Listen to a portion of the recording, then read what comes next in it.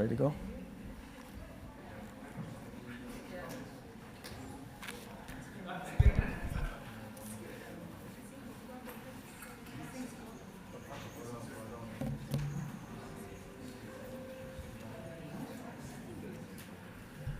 Okay, good afternoon, everybody, and welcome to the final session of Building Bridges. This is the final time slot of Building Bridges. My name is Nathan Sussman. I'm a professor at the Geneva Graduate Institute, Department of Economics. I'm also the director of the Swiss Lab for Sustainable Finance, which is hosting this session. Since we're a new kid in town, I spent 30 seconds explaining who we are at the Swiss Lab for Sustainable Finance. And this is a multi-stakeholder, transdisciplinary research center, applied research center in the field of sustainable finance. We have members from all major Swiss universities. We also have a member from the University of Ghana, the Business School of Ghana, and we would probably expand there as well. Our partners, the IFC, the ICRC, and also with partnership of Sustainable Finance Geneva, Swiss Sustainable Finance, and the Swiss government. So that's a 30-second introduction to the lab. And our session today will present the first big project that we're pursuing in the lab, which is on the standardization of impact investing, impact measures. So in order to kick us off, and if you could all take a seat, in order to kick us off, Mr. Patrick Audier, the president of Building Bridges and president of Swiss Sustainable Finance, will give us his opening comments. Go ahead. Thank you very much, Professor Sussman. Dear participants, dear Yvon, member of the distinguished panel, I'm really sorry I can't be in person with you this afternoon, although I was this morning, as you can still see from my badge, but I'm here also to make sure Building Bridges builds the bridges between Geneva and Zurich, and we have in Zurich a big event with Sustainable Finance Switzerland and the Swiss Finance Institute on sustainability. I'm really sorry I can't attend this session on the topic of sustainability and impact measurement, and of course reporting, where do we stand? This is indeed a very important topic, and it's a very topic that interests all of us on the demand side, and not only the research and academic side. Nonetheless, I wanted to simply express by my intervention my full support to the efforts that are being put by the Swiss Lab for Sustainable Finance, the, of course, International Finance Corporation, and the Geneva Finance Research Institute in trying to move the needle from the ESG alignment to the quantitatively and measurable impact framework, which we need so much. So far, the research group conducted an analysis of the existing ESG and impact measurement and the frameworks respectively, with the goal, as it was mentioned, to understand how we can really advance from an ESG alignment towards a tangible, measurable, and impact and change. The research group is mapping out initiatives in the space of sustainability and is asking what is the most important ESG and impact initiatives, and what of these initiatives have been adopted so far by the financial community. This is by way of trying to mapping the situation as of today, and perhaps describing how better to define the direction in which we then have to go to be more pragmatically oriented on these impact measurement issues. To understand the current landscape in both the ESG alignment and the impact investing, the research has benchmarked the sustainability and impact disclosures of about 30 firms and 30 impact investors based on different dimensions, such as, for instance, comprehensiveness, you will see it a bit later, materiality, intentionality, transparency, in order to understand how different players in the market today are approaching this issue. In a nutshell, the researchers are currently trying to showcase what is or are the emerging practices of ESG and impact measurement and reporting. How can we bridge the gap between ESG and impact measurement and reporting? And finally, what impact metrics should we also integrate in the non-financial firms reporting, in particular with regard to ESG? The findings of this report highlight quality issues on firms' ESG measurements, of course, management and reporting issues, despite the existence and emergence of a number, perhaps even too many, of ESG standards. The findings also confirm the consensus among impact investors, as you will see, of the lack of standards for impact measurements that would allow for benchmarking and comparability. More specifically, the team has embarked on a mapping out of the terrain where things stand today with the goal to envision the future of sustainability impact measurement. And their findings, which will be announced soon, include several interesting facts. First, even if convergence in the ESG reporting is occurring, compliance with hard KPIs, the ones we really can have a grip on, is difficult to assess. One would expect, second, that firms also care about ESG and investors about impact. And Professor Gibson and Dr. Mondragon-Vélez will offer insights a bit later on this matter. And third, another finding is that at the high level, both firms and investors are able to align their reporting to a broad framework like the Sustainable Development Goals. And some firms even go as far as mentioning this alignment in their reporting. However, there are various deficiencies, as you would imagine, since we are doing and the lab is doing this research. And the researcher will talk about these challenges precisely today. These findings indeed should pave the way to the next phases of the project, which basically will have as an objective to develop what I hope will be a comprehensive and quantitatively robust impact framework for all of us in the industry. So I very much welcome what comes next. And that is probably the development of a concrete impact metrics. We love metrics in the financial sectors, and we need metrics to measure outcomes.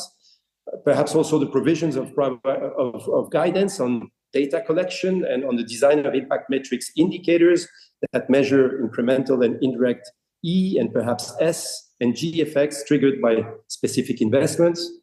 And in the spirit of the Building Bridges movement, we very much hope that these future steps will pave the way to benchmarking and comparability of impact measurement frameworks and to a better identification of impact investors' contributions toward achieving precisely those sustainable development goals of the United Nations. So I welcome this worthwhile project that the Sustainability Lab for Sustainable Finance Consortium has embarked on, and which is a value of essence for the kind of debates that I think we should all have here at in the Building Bridges community. So I look forward to reading the future reports and discussing operationalization with you. And in the meantime, I wish you a very active and insightful panel. Thank you very much, Patrick, for the welcome remark and support.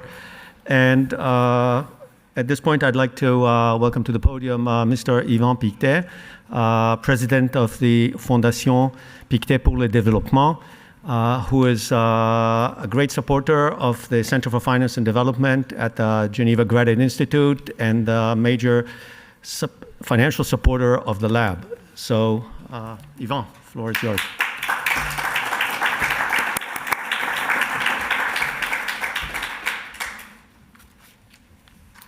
Well, thank you, Nathan, for this short introduction.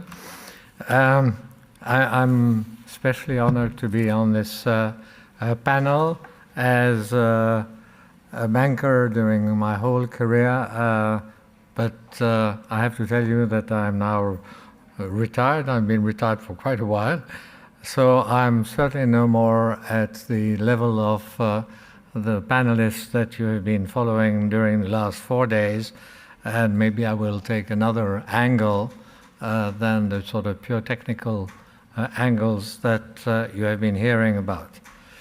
In fact, I've tried during those last 12 years to remain active, particularly in the promotion of Geneva's Center of Excellences, as chairman of the Fondation pour Genève, first of all, also in other functions, and that of course includes not only finance but peace, wealth, migration, and so on. you know that obviously these Center of Excellences are due to the fact that we have in Geneva probably the most concentrated mixture of stakeholders in the world, and on such a small sort of size of a city. That is, of course, the international organizations, the NGOs, the multinationals, the academic world, and so on.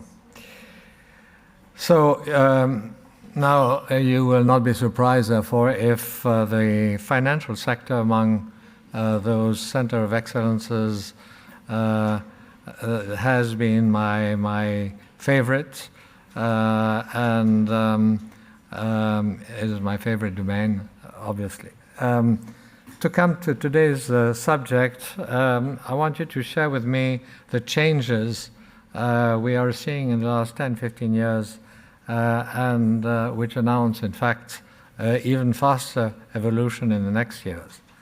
I was during a decade until 2008 in the investment board, and actually as chairman of the UN Pension Fund, which was totally internally managed, more than $50 billion out of New York, and I was going in and forth. While I was obviously spending most of the time in Geneva, we at PICTE had started already since 2000 to create funds which were sustainability oriented. And obviously, as you know, in 2000, Kofi Annan started the Millennium Goals until 2015.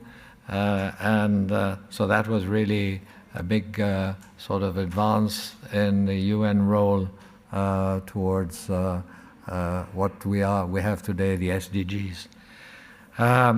I can tell you one thing is that when even we were confronted twice a year with the commission of the pension fund, which was made out of people of non-financial background of 25 different countries at the UN, and there was no way we could speak about sustainability, no way, in spite of the Millennium Goals, we could speak about any kind of investments outside of those which were excluded, like tobacco, armament, and 2 or 3 other sectors which we're not allowed to touch. But the only thing that we were supposed to report on was the sort of measure of one standard deviation from the benchmark that we had been given, which was one of the index. That's just to show you that even in the closest organization related to sustainability projects, just less than, 20 years ago, nobody was really interested in implementing them in sort of the real, in their personal interest, because the pension story was extremely sensitive, of course, to all the people working there. Second example I want to take is exactly the opposite. That was in 2005. I co-chaired the that was the microfinance world conference in Geneva. Kofi Annan was present at the opening. It was the 50th anniversary of the UN, 60th anniversary of the UN, sorry. And there, in fact, in this room, there were only extremely interested people, but there were less than 100 maybe of them, and they were all almost individuals or investment offices, no institutional, because the market was 10 to 15 billion dollars altogether worth, illiquid, and because it was mostly loans, 3-year loans, and therefore it did not interest sort of the institutional investors. But at least in this case, what I was particularly keen on was that impact measurement was something extremely important and precise. We had already quite a good view of each of the companies that had a presentation about the real impact that they had with their investments. If you take a company like Symbiotics, which is on the panel today, which I had the honor to be on the board of, afterwards it was clear that they had been creating 2 million jobs, and that was sort of measurable to a great extent. So in fact, it was, again, there was no investors, but there was a huge market. It was measurable, so it was, again, half perfect. I would say with the UN, it was almost 0% perfect. In fact, today we are in a completely different situation. We have an enormous number of investors. I think I've seen evaluations of something like $600 billion of assets invested in ESG-related sort of investments. And we have a proliferation of data and metrics, larger number of legislation, of initiatives, taxonomy, ISSB, GFRI, and so on. We have indices, MSCI, Sustainalytics, Bloomberg, and others. The investor himself is bombarded by solicitations of investment firms, each trying to differentiate themselves or itself. There are also other opportunities which are interesting. Some of them are plain greenwashing. This proliferation and diversity does not bother me in itself, even if there are excesses, because in fact it has created a great awareness on the SDGs challenges, and it has also, even if it's not perfect, channeled a lot of funds towards where it was the most useful. So even with the inefficiencies and I would say the waste, a certain waste of investors' money, because we lacked impact measurement, the whole sort of changes that we have seen in the last couple of years, I think, have been extremely positive, and they are bound to continue to be more and more positive, but there we are facing now new challenges. And so as far as I'm concerned, at least, as an investor, no more a banker, I think impact measurement is, for me, absolutely essential for my decision-making where to invest. I told you about microfinance in 2005. Well, I spent some time, as I said, on the board of Symbiotics, and that's where I felt we were the closest to being able to see direct impact. And Roland will certainly tell you whether I'm right or not, as he's the CEO of the company.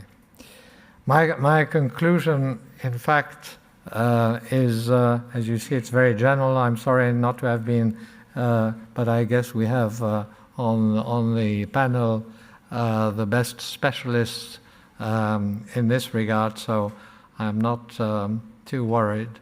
But my conclusion is that the private sector alone, or the regulators, or the indices, have too much divergent interests in creating an organization measuring precisely impact on which investors can today rely. And in fact, only, I would say, the academic institutions can do so, with the support, of course, of the private sector, the regulators, the international organizations, the governments, and so on, and the NGOs and so on. And where is it the most concentrated, as I said in the very beginning, in the world? Well, no doubt in Geneva. So this is why I decided to support this new initiative, which has been mentioned by Patrick Codier a few minutes ago, and by Nathan, who is directing the operation, established a year ago. I've provided the funding for this lab, the Swiss Lab for Sustainable Finance, bringing today together 28 academics so far, representing 9 Swiss universities and the University of Ghana on top of that, but also the IFC, as you know, part of the World Bank, and the Swiss government, the International Red Cross, and the 2 organizations, the Swiss Sustainable Finance and the Swiss Sustainable Finance Geneva. So you should know that the Swiss Lab for Sustainable Finance has already come out, as it was also said by Patrick, with a major study to establish a methodology on impact measurement and reporting, study made by Professor Rainer Gibson, head of Geneva Finance Research Institute at the University of Geneva, who will be on the panel, and Dr. Mondragon Vallès from the IFC. The study should already take us to the next generation of SDG investing. That is, I think, very important, because we must keep absolutely ahead of the game if we want to succeed. And I must admit that it is, and that was my only motivation to continue to support it and to support the lab and to bring other stakeholders with me in this project in the future.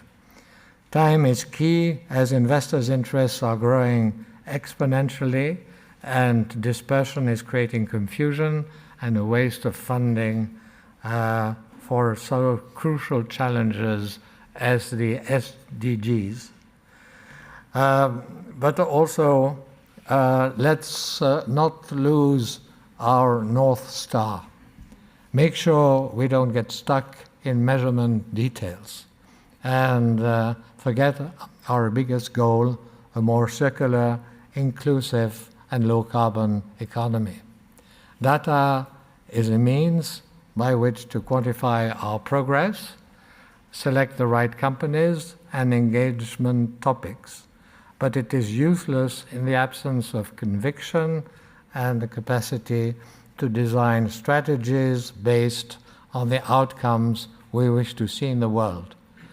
Waiting for the perfect data cannot be an excuse for inaction. So after this session, let's go back to our offices. Thank you.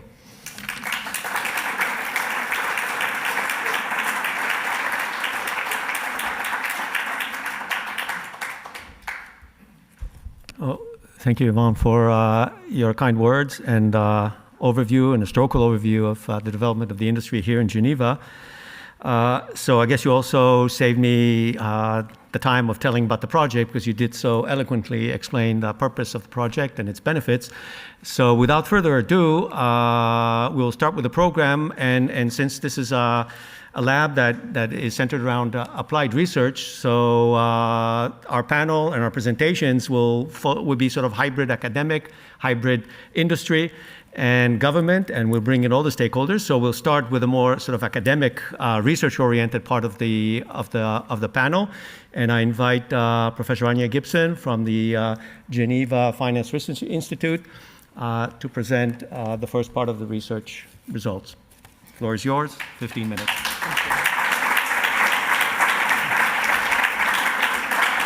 So, I think there's been a lot of introductions already. I would like just to, so I will be talking, to disappoint you, not about impact investing that comes with Camilo, the person who joins me within this research study, but I'm going to be talking about the quality of firms' ESG reporting. But this is part of a big research agenda, as already Mr. Pictet said and Mr. Patrick Audier. So we started in June of this year, so please be very kind to us. These are very preliminary results. And I would like to just say the 3 questions that we would like to address here. So the first one, which you're going to hear today, is what is the current state of the art in firms' ESG reporting on the one side, that's going to be with me, and impact measurement frameworks, that's going to be with Camilo.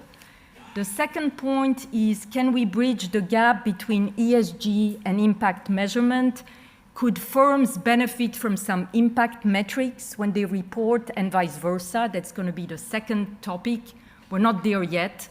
And the third topic, which is the last ambition that we have, is to basically provide maybe some novel or some refined impact metrics across sectors, across impact dimension, the E, the S, and the G, that can actually quantify direct and incremental effects in terms of the projects that are engaged into.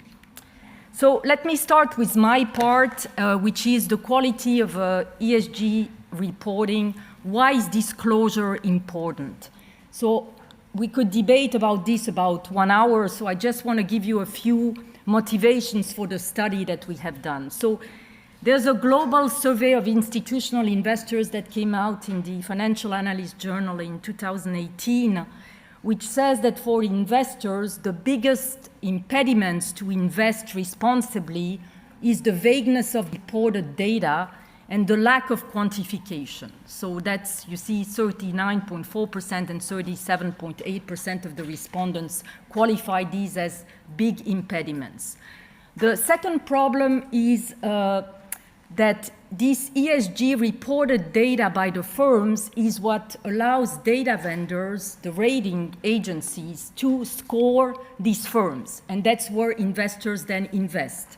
So we've done a study with my colleague Philip Kruger at the University of Geneva, and we looked at the cross correlations. So we took 6 ratings. So Asset 4 is now Refinitiv, Sustainalytics, InRate, Bloomberg, MSCI, EVA. And we look at the average correlation across these data vendors for one representative firm. So you see that for the environmental pillar, it's about 0.43.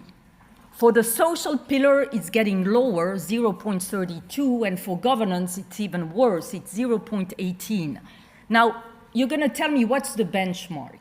Well, the benchmark is if you take the credit rating agency, S&P and Moody's, their correlation in terms of rating for credit, an average firm, is beyond 0.9. So you see we have rooms to go. And what are the implications of that? Well, the implications of that are, I'm on the right slide. The implication of that is that in the same study, we show that ESG rating disagreement is a source of risk for investors, and this will raise their equity premium, which means it will raise the cost of capital of the firms. So it's a cost, right?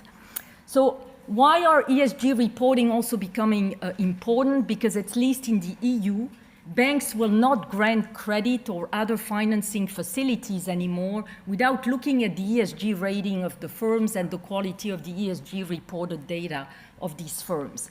And I think the last part is which brings us to impact investment, which is the one of the key findings in this survey that Amel Zadeh and Sarah Fahim did, which is to say that 63% of those institutional investors all around the world that they surveyed actually said that ESG information is important because they deem it to be material for investment purposes and for investment performance.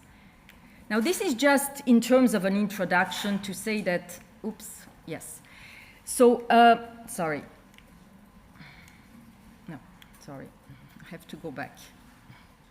Okay, so the benchmarking study that we did, and please take it with very much caution. It's like, when you're cooking in a restaurant, this is just getting out of the oven, so there might be some precautions to take with it. So we took 30 firms out of 13 countries, so an international sample. All these firms signed what we call the World Economic Forum Stakeholder Capitalism Metrics. So these are pretty large firms that deem themselves to be responsible firms. And they were diversified geographically, but with a tilt towards the US and Germany, as you can see. And in terms of sectors, they were also diversified, but again, with some tilt in the chemicals and pharmaceutical industry, 7 companies, the IT sector, 6 companies, the energy sector, 5 companies. So now, in terms of how do we define quality? And this is where, with the team, we set down our own criteria. So you may criticize them, we can debate them, but these are the criteria that we chose. There are 7 of them. The first one is comprehensiveness. So do these firms report on all the 3 E, S, and G pillars? And if they do so, with what level of granularity do they do that? Materiality, that's a key principle. As you saw before, the information that's in their sustainability report should be material to the enterprise value, and it should be double material ideally, so it should also have some E and S impact, right? So double materiality was also something we were looking for.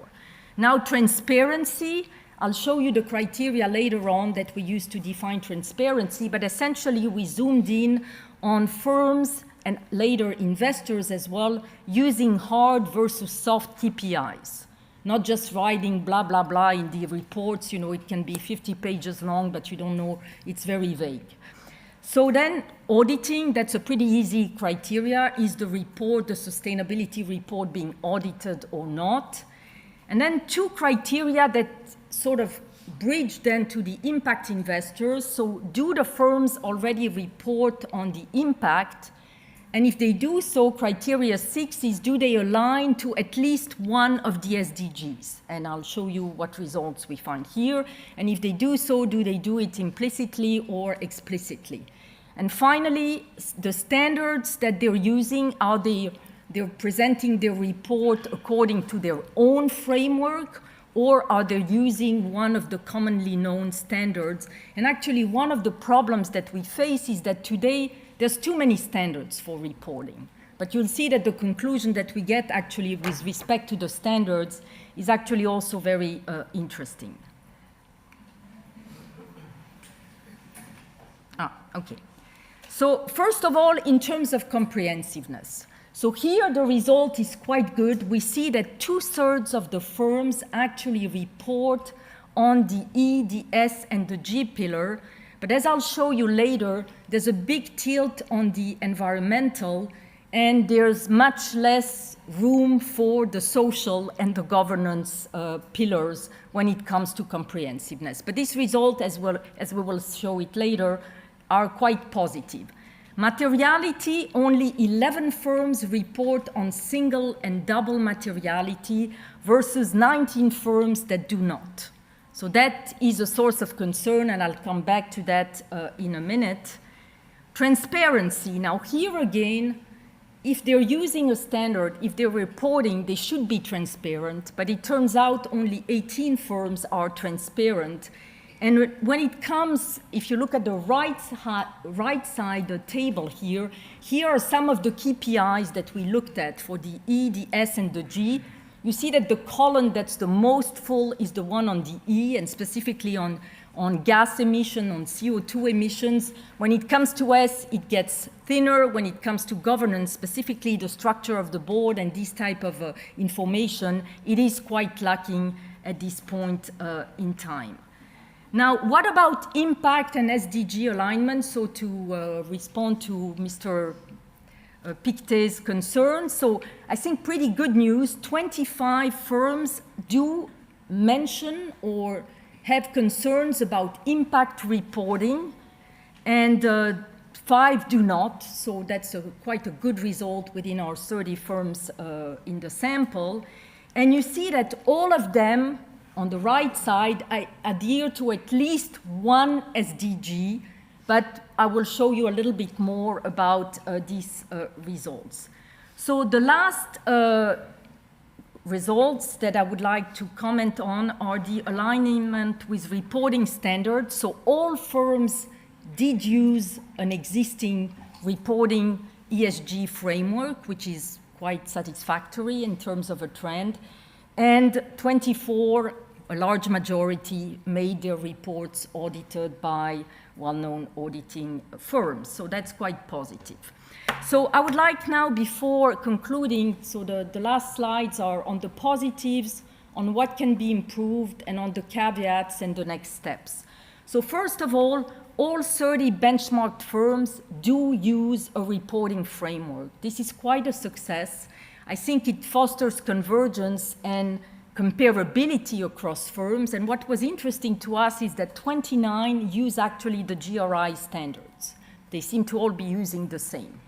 Now, 20 firms also report comprehensively, but again, as I said, there's a tilt towards the E, and one of the objectives of our lab is to foster research on the social leg, the S pillar, not only the E pillar. In terms of auditing, also 24 companies were audited, so that's quite a satisfactory result, but we have to take it cautiously because some of them just audit the E part and mainly the gas emissions, the green gas emissions, and not the rest of the reports. So all companies report on impact, but primarily related to their ESG efforts. Some of them are unrelated to the ESG efforts. And when it comes to the SDGs, on average, they report on 11 of the SDGs, which is quite substantial. But the distribution is quite asymmetric and skewed. So one firm reports only one SDG, and 7 firms report on all the SDGs. So that's not too bad. Now, what about the bad news? The bad news is about transparency and materiality, in my view. At least this is how I read the results. So only 18 out of the 30 firms in the sample are really deemed transparent according to our criteria. Now, what are our criteria? To be transparent, you had to fulfill 4 out of these 5 characteristics, publish a CSR or ESG report on a yearly basis, deal with all the 3 pillars, use verifiable hard KPIs, state your ESG objectives and tracking them, and made them available freely, for instance, through your website. So 4 out of the 5 were ticked, and then you would be deemed transparent. And this, to my opinion, is very unsatisfactory if you know that this information is used by the investors and is further used by the rating agencies. And the last point, which is very unsatisfactory, is the materiality, because only 11 firms report material information to enterprise value and on double materiality. This is not enough in terms of our sample. So if you allow me a last comment. So as an academic, I always like to put caveats on what we do. So first of all, the selection bias that we have with our sample. So we have chosen firms that are the good firms. These are those that are the responsible firms. So this study is not representative of all the firms in the universe, right? What we have to do is to extend the study to other large firms that are picked randomly rather than those that have signed these World Economic Principles. The second thing is that we take a picture in time. We took the picture today. But what we would like to know now is what is the trend over time? And in particular, will there be a gap between the US and Europe, knowing that in Europe, with the EU taxonomy, firms will be more and more constrained, which is not necessarily the case in the US, right? So we would like to see whether there's a gap there or not. The next point came because I was at a panel yesterday where we're talking about small and medium-sized firms. And in Europe, these represent 90% of the firms. And for them, reporting ESG is still voluntary. And there's no incentives, there's a lot of costs. So until we can incentivize these firms to report as well, we'll not be able to capture the whole economy in terms of its sustainability progress. And the last point that I wanted to mention is that I think, why did we do this first part of the study on firms benchmarking? Because I think that impact investment can learn from some of the metrics that are used by the firms. And likewise, the firms, when they report on their ESG, can look at some of the progress that's been done in the impact investment landscape. And so I'll close it there, and I'll leave the word that I think you all were waiting for, which is the impact measurement, and I'll leave it to Camilo. Thank you.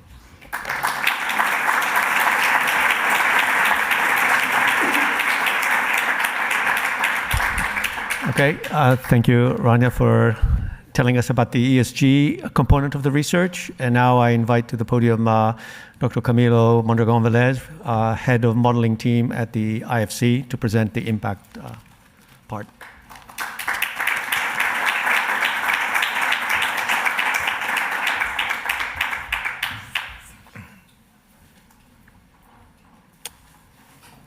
Thank you, Nathan, and thank you all for coming. So as Raina already announced, I'm going to talk about the second component of this first phase of the study, which is a look at the practices on impact investing. So there are basically, with the growth of impact investing, and I think Mr. Pictet gave us a very good picture of what has happened in the last 20 years, we have had two challenges. The first one is that we have a growing number of investors that claim to be doing impact investing. And the second one is that there's a proliferation of bespoke systems. There's really not a standard on reporting on impact. And what we observe in the market, even before we started this study, was a lot of systems. So we wanted to use this opportunity to put evidence behind what is happening along these two lines. You see that I put a check mark on the first one, and I'll tell you why. It is because recently, 2017 and 2019, the UN and the IFC launched principles for impact management. So this is not impact measurement, but just the first step towards that, which is what are the actions that impact investors need to take to be called impact investors. So that's why this solves to that, or let's say it's a first solution to that challenge of what makes you really an impact investor versus a regular investor. And on this, let me refer to the work that we did in the IFC with the launch of the operating principles for impact management on how do we define impact investing. And here we will use this to distinguish between different kinds of investors. Responsible investors was the label used by Raina. And that's let's say the whole universe interested in sustainability aspects, but impact investors are supposedly expected to hold to higher standards. We define impact investors, as you see there, as those that are making investments with the intent to contribute to measurable positive social or environmental impact, of course, alongside a financial return. And here I'm highlighting the words intent, contribution, and measurement. And when you look at the operating principles for impact management, the actions that are expected from investors are precisely to align their objectives and to be very clear and specific about their intent to generate impact. Second of all, they need to demonstrate how is it that they are not only providing financial resources, but actually contributing to the realization of the impact, which is something many times beyond just providing funding. And finally, measurement, of course, which is having an impact system and a framework to do this impact measurement in a systematic way. So that's the way we define impact investors. And of course, you have all these responsible investors following or investing in companies according to the ESG reporting, and that's all good. Basically it's a big market. It's growing, but it's just investing on companies that are more or less responsible. Impact investment, again, is held to a different standard, and the market sizing exercises that we've done also distinguish between these two kinds of investments. And of course, the responsible investment is much bigger, but the impact investing has grown as well, explosively. So, last thing to say is that these impact principles talk about the what do you need to do, what systems, what checks, what governance around impact, but it really doesn't specify in detail how. Like for all the signatories of this impact, we say, for example, you need an impact measurement system, but it doesn't say it has to be this one. It doesn't provide any details in that regard. And that is left for now to the investors, but that's the second issue that I was talking to you about. And so these buttons have the same problem as Professor Gibson. So now we go into the space of impact measurement. And this is a picture trying to depict for you what an investor faces when basically they are saying, okay, what do I do to measure impact? Where should I look at? And you have here, I organized this in 3 different dimensions. The first one are all these standards that are already there and emerging. So we have the EU taxonomy, we have GRI, now the IFRS Foundation is working with on the sustainability board, and they will come up with different standards. And this, let's say that area, and I think Christopher will talk us about that, there is a lot of debate still, but it's more advanced. At least you see that there's a lot of progress and that there are some standards that are emerging, and there are some concentrations, good concentrations of companies following some of these standards. But that's one side.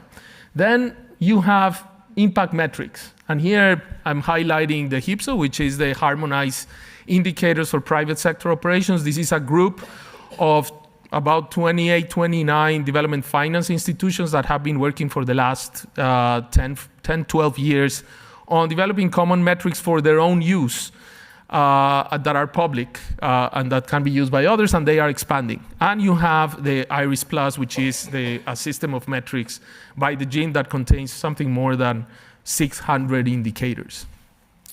You also have some specific metrics and standards by other organizations, the 2X on gender and others by UNEP 5 focusing on the financial sector, Climate Disclosure Standards Board, and finally we have the Impact Management Platform, before it was the Impact Management Project, which is trying to get all these other actors together to have discussions about how all these say standards, frameworks, tools, metrics speak to each other.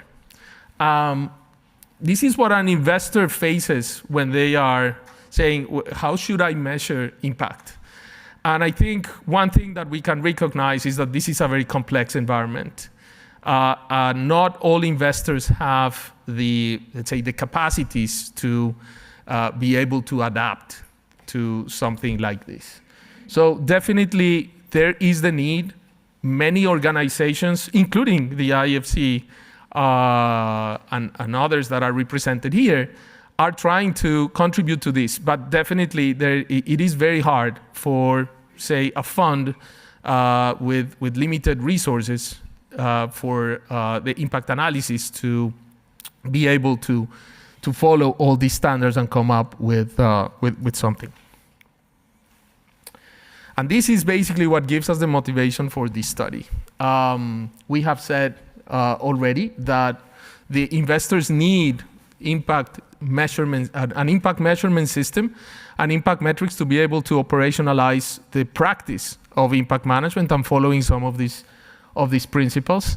I've also shown you that there are multiple standards for impact systems and also metrics, and that creates an issue.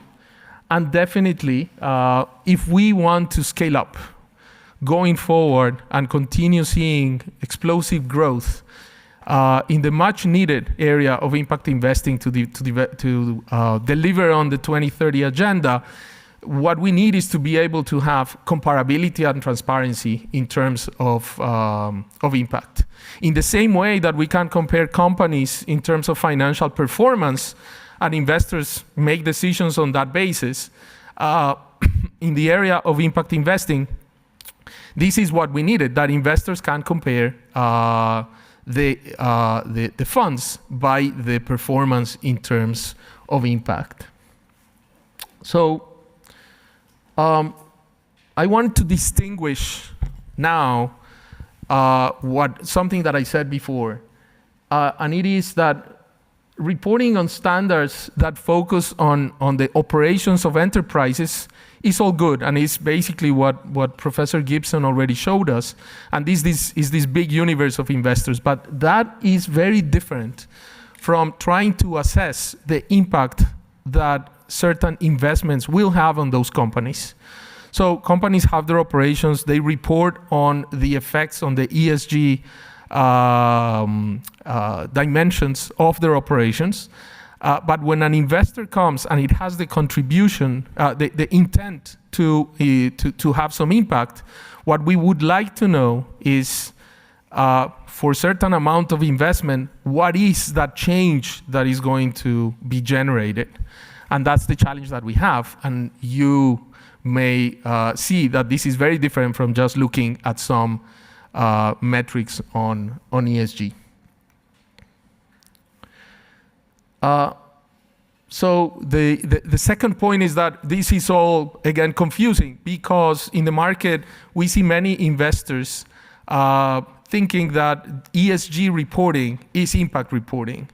And what I just explained is that that is not necessarily the case when you are talking about impact investment and the outcomes that you can get out of certain investments that are made in companies. However, these companies are both reporting on ESG, and they are providing the information for investors to be able to assess and quantify the impact of their investments in those companies. So there needs to be this relationship that Raina was talking about, and it's something that we need and want to explore. So I'm not going to go again over our current approach. Basically, this is the same agenda that Raina showed you before. But in terms of investors, what we wanted was to look at the current practices for investors in a similar way as we did for the firms on ESG. So in this case, we also chose as a very biased and selected group of impact investors. These are the top 30 signatories of the operating principles of impact management. So these are supposedly companies that are trying to do their best to measure and report on their impact. In this sample, you have 16 development finance institutions and 14 private investors. Collectively, they are managing more than 400 billion in assets under management, and this is about 85% of all the signatories under that are following the operating principles, and they are spread across 11 countries, although many of these the IFC included in the sample, and others, are investing across the world. So this is just, these 11 countries is just where they are headquartered, but they are investing globally, taken as a group. We also use some predetermined criteria, and here we adapted the criteria from what we used in the firms to the realities of investors. So you won't see the same list that we heard of from Raina just some minutes before. I'm going to go rather quickly on this. So the first question is, are the investors stating clearly their objectives? So is their intent clear on their impact investing objectives? Second one is the use of a standardized impact measurement framework. Are they systematic in the way that they are measuring impact? The third one is the extent of the effects considered. So usually when you are looking, confronted with the issue of impact measurement, there are direct effects that any investment generates, but there are also indirect, even catalytic effects in markets. So to what extent are we observing that? We wanted to see how much convergence there was. And also we looked at how much of, or how many of their assets, what portion of their assets were they really following under an impact investment angle and not. So under the principles, you may sign for the principles only for certain funds, even if you are following other investment strategies in your total portfolio. Transparency is basically the same as Raina showed us. So really the use of hard KPIs instead of these descriptive, very qualitative indicators. And finally, we wanted to see if the impact investors are using or enforcing the use of ESG metrics on their investee companies to start, again, looking at that relationship. So what do we find? And so just to explain first the graphs, you see basically two bars in each one of the graphs. These correspond, the left one, the left column in each graph are those investors that have most of their assets are being assessed or are being managed as impact investments, and then the bar on the right is those investors where there's a mix. Not all of the assets or not the majority of the assets that they manage are there, and we wanted to see if there were any differences between these two groups. So looking at each one of the results on strategic objectives, we see that about 2/3 or more than 2/3 of the investors are being really clear about this. And again, this is something that is expected from the signing to the operating principles. It should be higher. It should be higher than 2/3. We would expect that this being one of the principle one, we should have something like 90+%.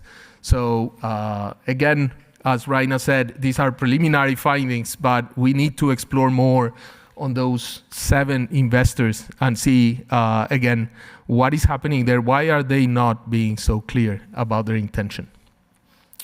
Second, on transparency of metrics, here again, we have about 2/3 of the investors having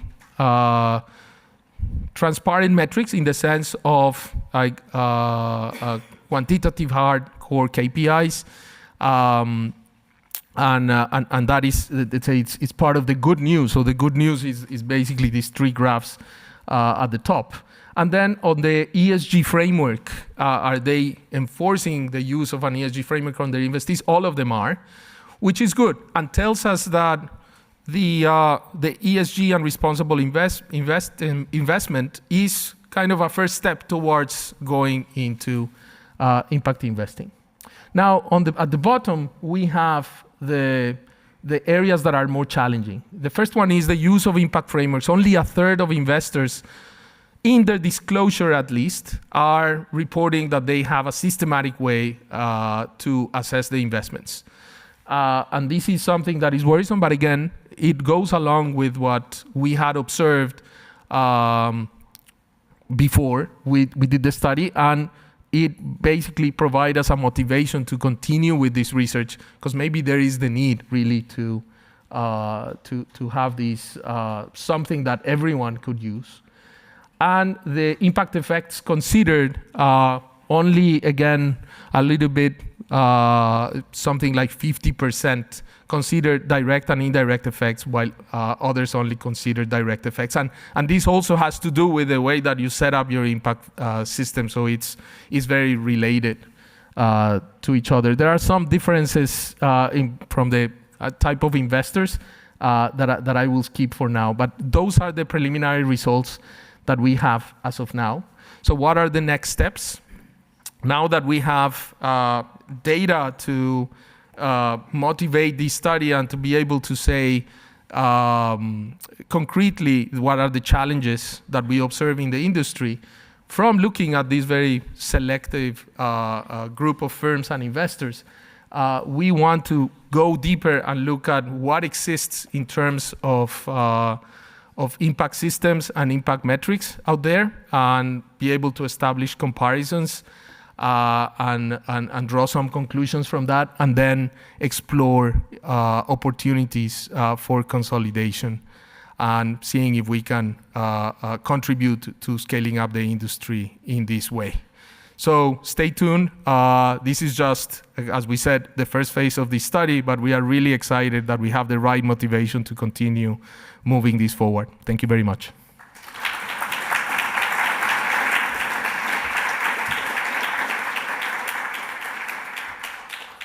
Well, thank you, Camilo, for the presentation. So at this point, I'd like to invite all the panelists to take the stage, and we'll hear some comments first from Christoph Baumann and then by Roland.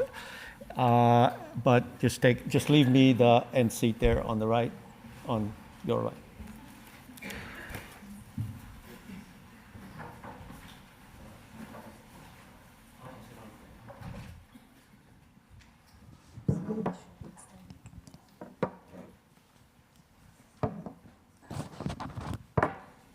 Okay, so we heard the results of the research, and I now would like to get the point of view of the regulators, practitioners, government, and so we'll start with comments by Christoph Baumann, who's the envoy of the State Secretariat for Sustainable Finance at SIF.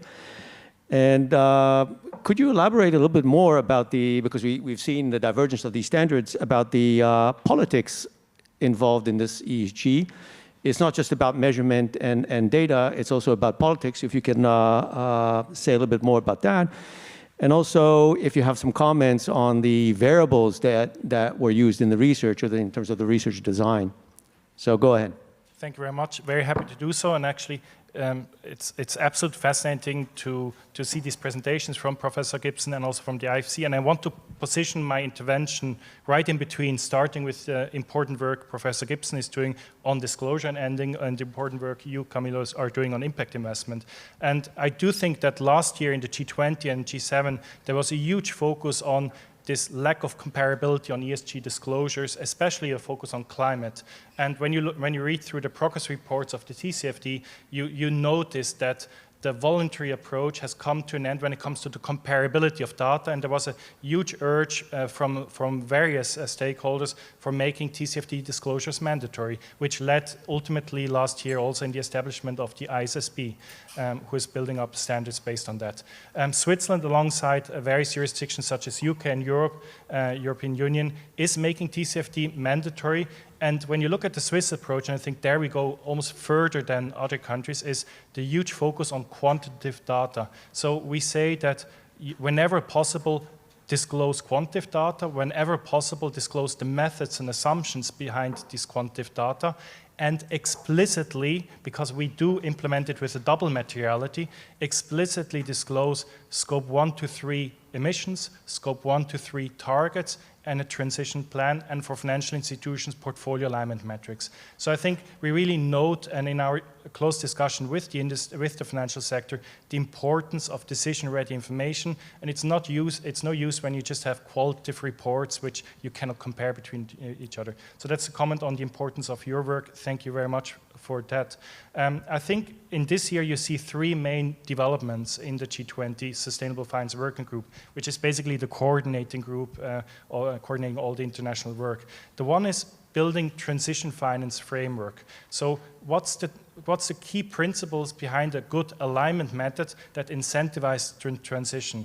And I think the conclusion you will see in the annual report that comes out in a couple of weeks is that there's consensus on some jurisdictions might go down the road of an activity-based alignment method, such as a taxonomy.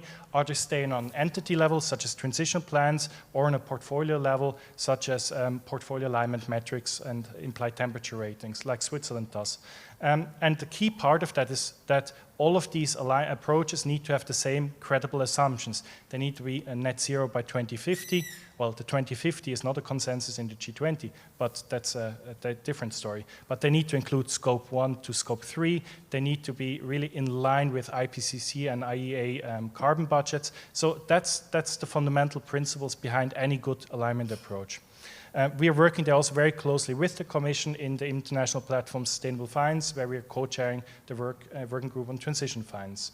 And the second key development I see is the private sector net zero commitments that you see coming up since COP26 in Glasgow from the financial industry. And there's really a consensus, and that's seldom, but there's a consensus in G20 that any such commitments need to be credible. So we are now very strongly focused in the G20, but also in the Climate Data Steering Committee, where Switzerland is part with the Commission and UK and Singapore and various data providers, to establish transparency on interim targets, on transition plans of financial institutions, to make it comparable. Again, it's the same narrative. We want to produce decision-ready information for the market to be able to act on it. And the third important development, and there I end on the importance of the work you're doing, is the entire development on greenwashing. And I think there it's really an emerging topic. It's a very dynamic topic, but I think some fundamental principles emerge. And this is still more of a personal view, to be honest. But I do see that it's of key importance to distinguish from all the ESG investments there are, to distinguish a sustainable investment from that. And a sustainable investment, to me, is an investment that is either aligned with a sustainability goal or has an impact towards it. Now, there's lots of investments where you integrate ESG risks, financial risks for your portfolio, and that's absolutely important. It's part of your fiduciary duty to do so, but it's not a sustainable investment. And I think there it's of key importance, one, the work on alignment approaches to show transparency what is an aligned product. There I would highlight the important work we've been doing with the industry and NGOs on the Swiss climate scores to really give a basis of what's climate alignment mean. But then the second part is what is an impact? What's an impact investment? And there I really share the view you have. It's not about the process of selecting the investments. It's about what's the investment itself. Does that have an impact? So it's really the outcome, the result focused on that. So I'll stop with that. There are many other topics I could delve in, but I think that's the most relevant here. Thank you. We switch to Roland Minchet, the CEO of Symbiotics, and I believe a data point in the study as well that Camilo represented. So your thoughts about the methodology, the variables that were used in order to tackle this complexity of impact investing, the ones that were used in the research design, and also what are the main challenges you see in terms of, as a practitioner, in terms of implementing those? Okay, well, thank you, Nathan, and hello, everybody. I'll start actually with Professor Gibson's little research piece, and I thought it was extremely interesting. I learned something which I think is very telling, actually. It's this correlation of the different rating agencies in ESG, and that's a fundamental problem, I think, that needs to be addressed. And I had never actually seen a number that measures it with, I think, between 0.2 and 0.4 of correlation, whereas in the credit rating world, it's 0.9. And so, for later in the conversation, the question would be, do you know of any efforts from policymakers to try to clarify? Because I think it delegitimizes a lot. We talk a lot about greenwashing. I think the fact that you can sort of choose your rating agencies depending on the methodology you like is a big topic. Now, I'm more in the world of impact investing, and so to your study, I like the fact that you just said it's just very complex, and I would totally agree with that. I like the fact also the number that shows that everybody is good at defining intent, but only about a third actually measure them. And I think it talks maybe to the data availability, but it's also just shows that it's very nascent, and that it's sometimes, I think, hard to clearly define everything. So what's our experience? Well, as one of the leaders of our niche, we try to play by the rules, and so we got certified by B Corp. We're super proud to be #1 in the financial sector in Switzerland, but it was an incredible experience in terms of data collection and time spent on it. I think it's a big budget in itself, just running that project. We definitely signed the IFC OPIMs, and I think that was a very valid initiative, and we're now verified by an external party on our IFC, or maybe not anymore IFC, but at least the operating principles on impact management. We definitely signed the UN Race to Zero to 2050. We didn't commit to 2030. We used to report to PRI, of course we still do.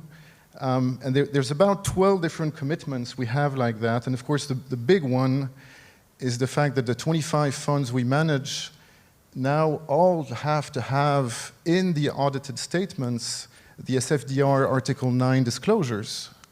And so we're feeling the pressure, and so we actually we did two things. One, excuse me, we set up an impact committee where there's 12 people in the firm as a knowledge management center that meets every month, just trying to share everything that we have to do. And the difficulty is that it's not static, it's actually dynamic. So there's new ways to interpret, there's new methodologies on the ESG rating, there's new taxonomies for SFDR, and we're all passionate about it, but I have to say that we spend a lot of time on it, and so we would definitely encourage and support an initiative like the research piece you're putting forward, because I think it's really not efficient, and it's not bringing credibility, a bit like the ESG ratings, to the impact investing community. I think we need to find simple ways to report and have external people audit us. So that's the second thing we did, is we actually spun off our impact team 2 years ago. And that was a bit of an electroshock, but arguably we're saying we need to create a center of competence, not in policy, but actually in practice. And a lot of our clients, the SEB or UBS or different banks, were telling us, you're just measuring yourself based on the narrative that you build yourself. And so ultimately, that's not very credible. And so we spun off our team. It's called today Tameo Impact Fund Solutions. And in addition to all the reporting requirements we have, they do our annual impact reports on the 25 funds we manage. So it's a huge task. I think we're very committed to it.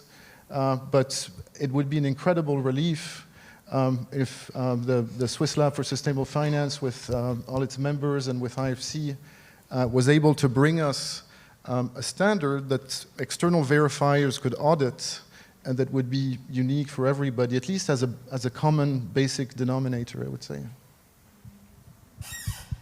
Thank you, Roland, for your comments. So I'm looking at the watch here, and we have about 15 minutes, and so till the end of the session. And so maybe one quick thought of the panel on some one issue, and then we'll leave a few minutes for questions from the audience.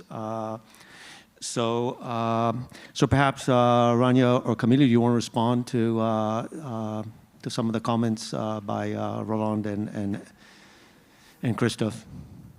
No, it's not matter. Just the minute you talk, it has this. No, I just wanted to, first of all, say one thing which is not directed to you. I wanted to say that the whole project, it's not half of it Camilo, half of it is me. It's actually really a teamwork of the lab, which looked at both the impact investors and the firm's perspective and how can they learn from each other. So it's really one project. The second thing I would like to say is that I would like to thank it's a team of 20 students. One is here that helped us do all the work, and I forgot to do that. The third thing I wanted to say on the ratings, I think the ratings, it's due to, so there's a study that decomposed what are the problems. So one of the problems is the raw data, and that's why firms disclosure is an important thing. But it's going to be project disclosure is going to be equally important if you want to do this at the impact measurement, right, for impact investors. The second problem is the subjectivity. So there's a lot of room for judgment. And so different data vendors, what we saw, have different ways of, like if you put a weight of, I don't know, 80% on CO2 emissions versus 20% on the rest, and another data vendor will do 50-50%, the outcome will not be the same. So, I mean, it's really complicated given the soft quality of so that's why the hard KPI, I think, is a key, both in the impact space as well as the ESG space, because as long as you have soft information, there's room for debate, and there's going to be a lot of disagreement. So I think that's worse for the ESG space, but also for impact measurement.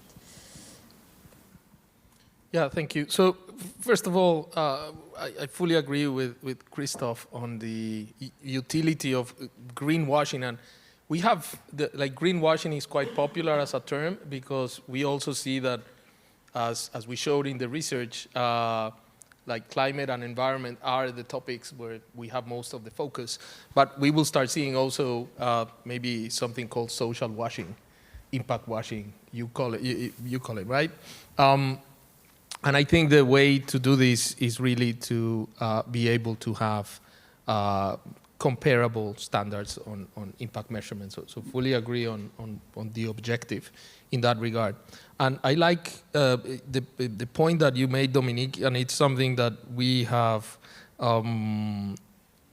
said in terms of where we're going, of establishing this minimum kind of common denominator. Impact is a multidimensional phenomena, right? And you can have different interventions having all sorts of different impacts.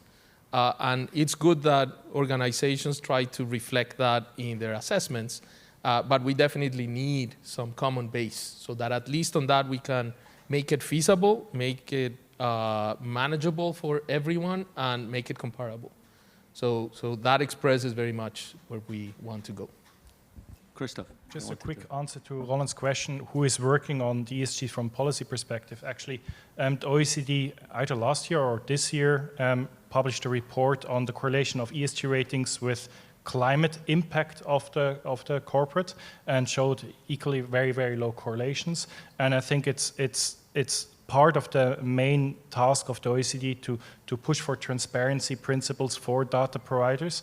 I would say in the G20 it's not on the agenda as much, given that most data providers, most large ones, are US-based. There seems to be not too much appetite to go in that direction, but the OECD is definitely working on it, and I would hope there's a product coming out that pushes for more transparency.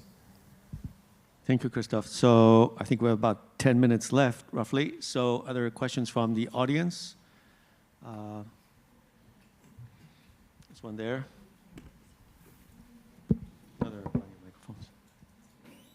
And could you please say if you have a preference to whom you're addressing? I think the academics, the writers of the report. So my biggest challenge this week has been to understand the difference between ESG and impact.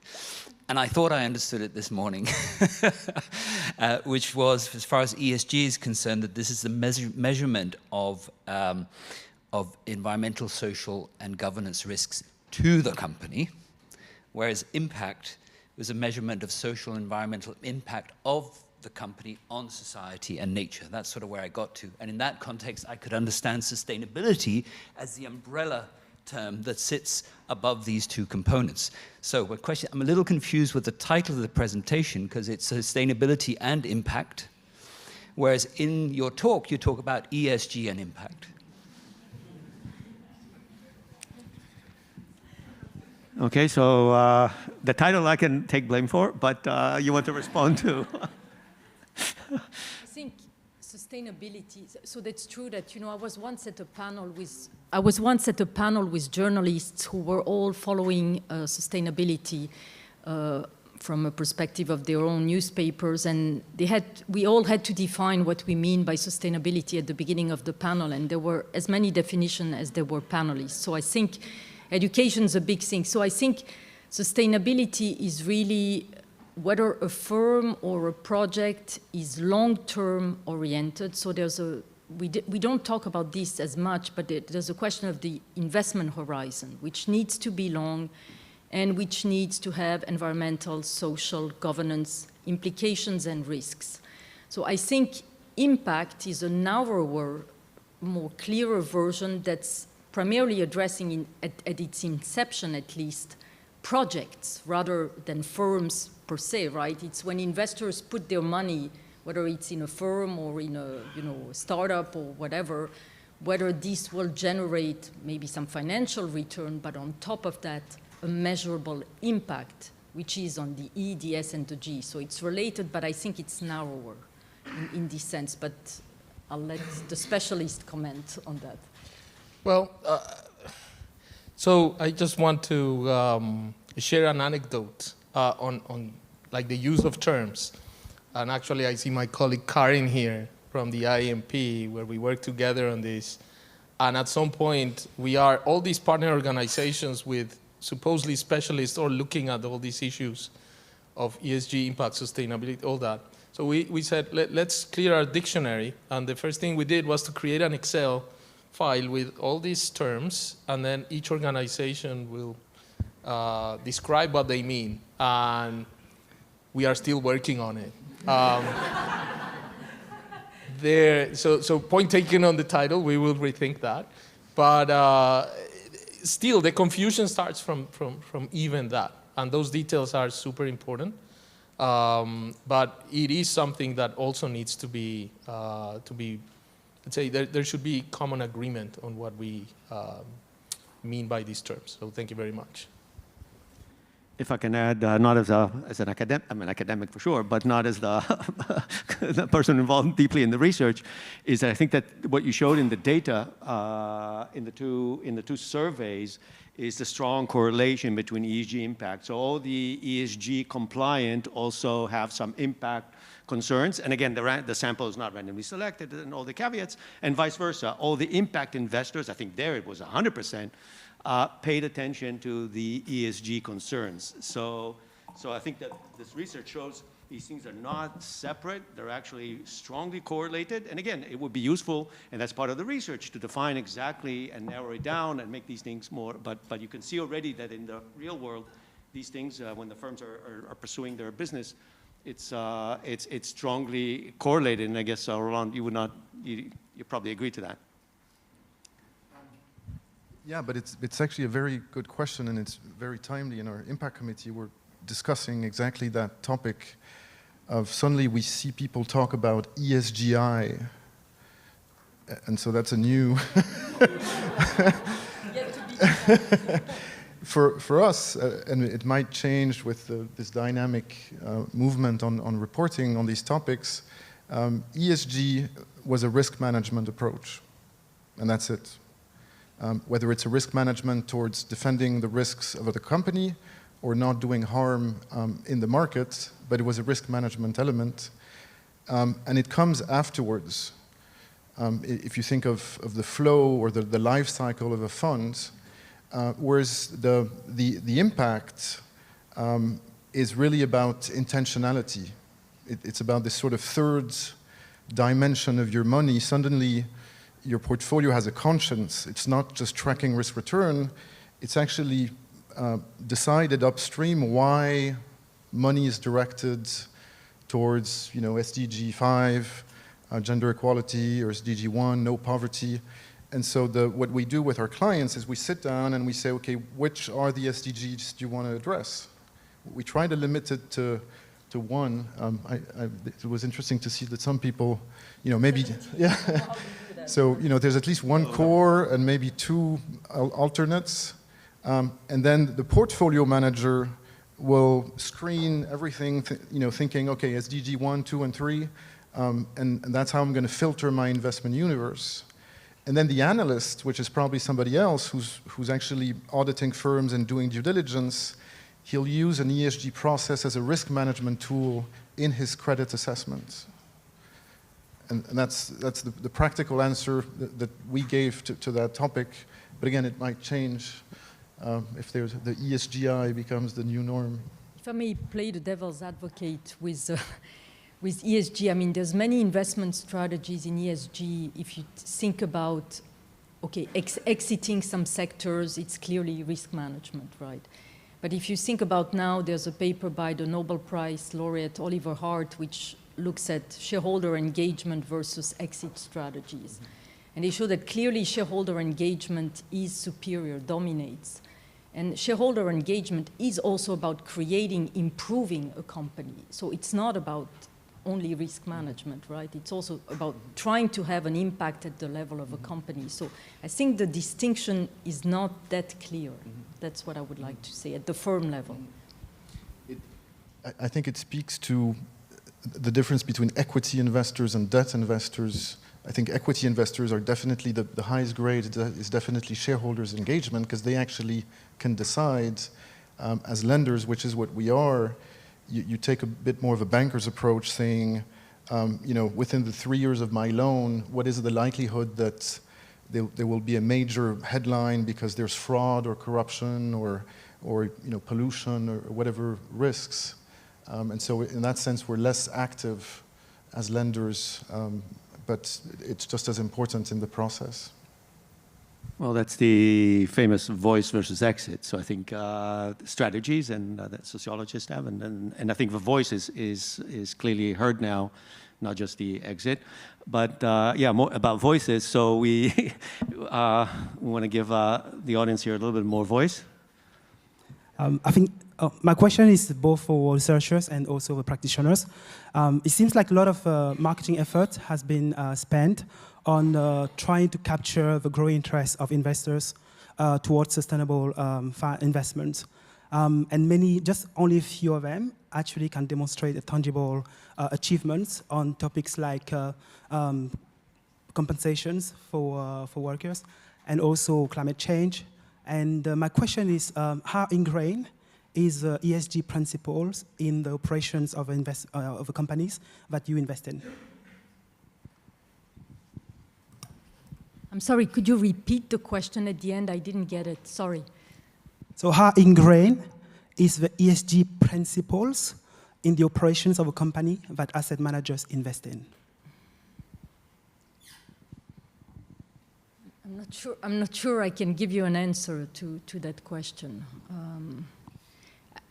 I think the problem that we saw, we looked at a large sample of institutional investors who signed the PRI, so who claimed they actually signed the principle, incorporate ESG principles into their equity investments. And what we saw is that, interestingly, more in the US, there's a lot of greenwashing. So they sign, but they don't do anything.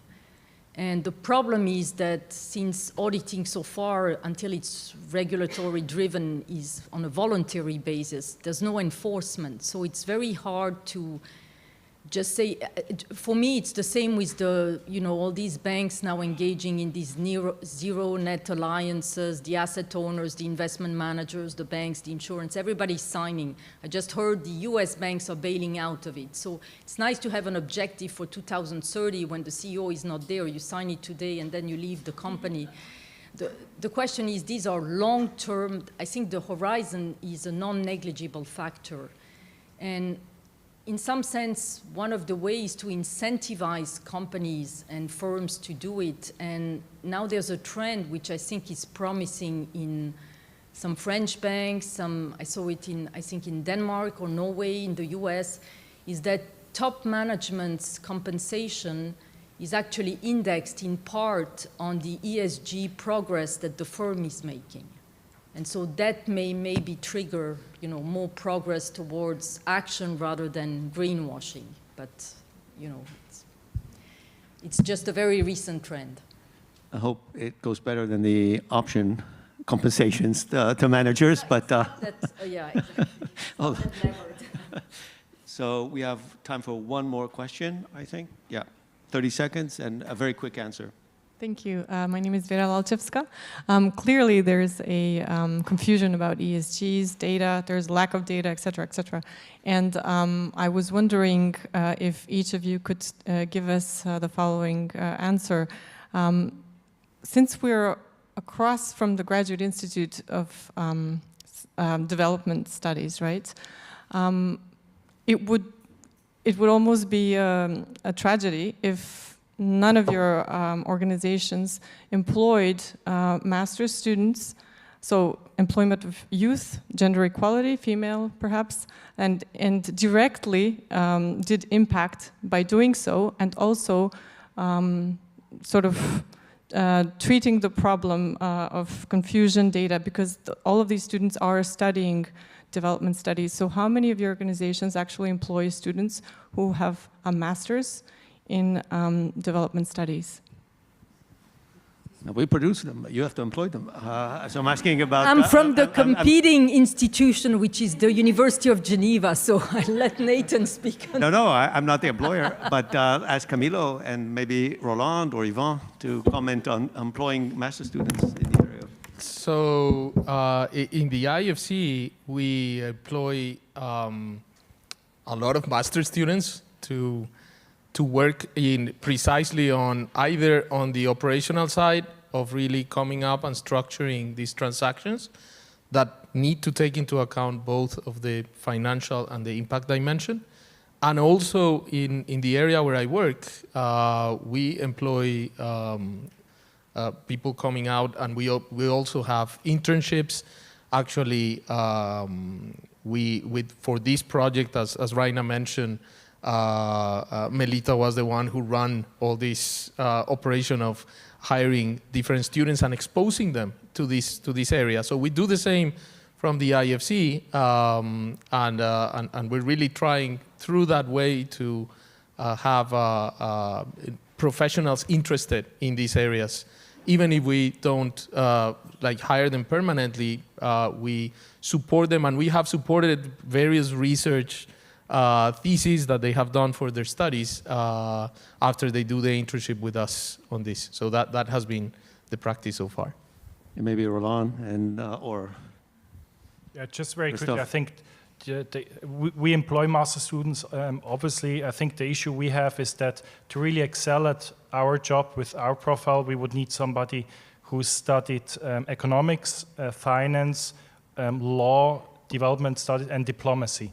And obviously, none of the candidates can fulfill all of that. So it's really about finding a team who brings all of these different dimensions in it, because all of these different dimensions are super relevant in its public policy position. Yvan?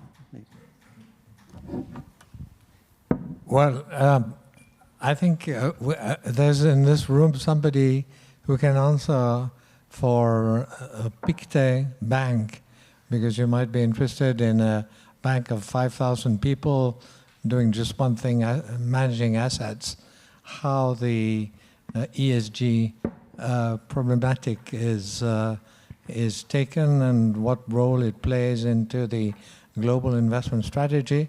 Marie-Laure, I don't know whether you're here. Could you could you answer?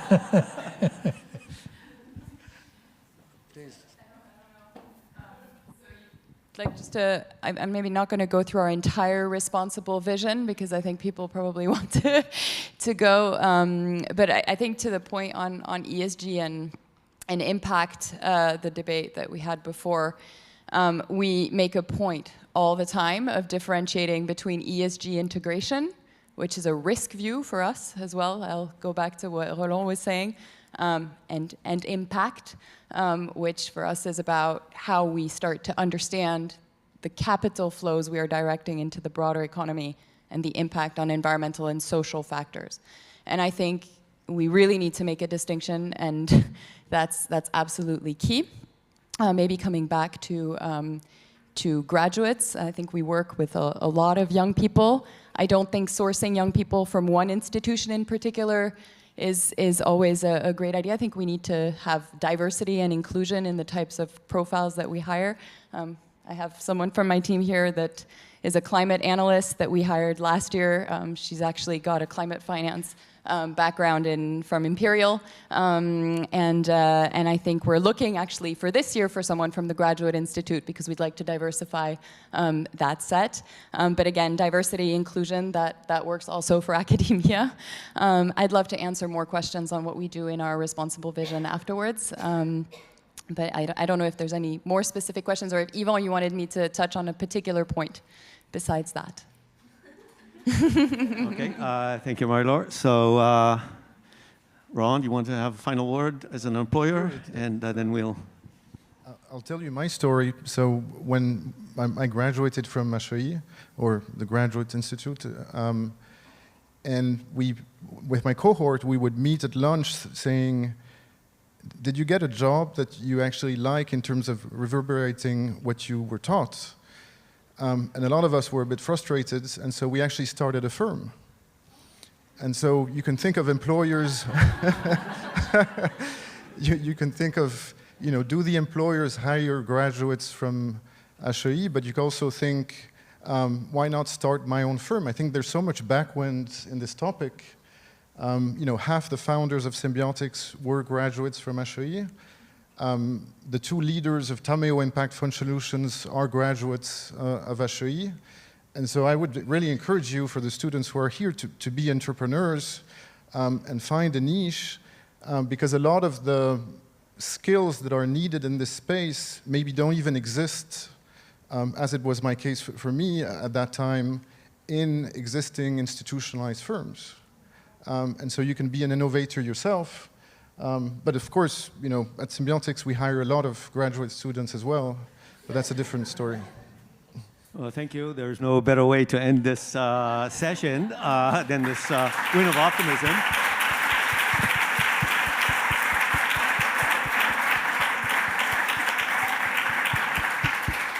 Thank you to the panelists and to the audience. We stayed a little bit over time, but you can talk to us at the break as well.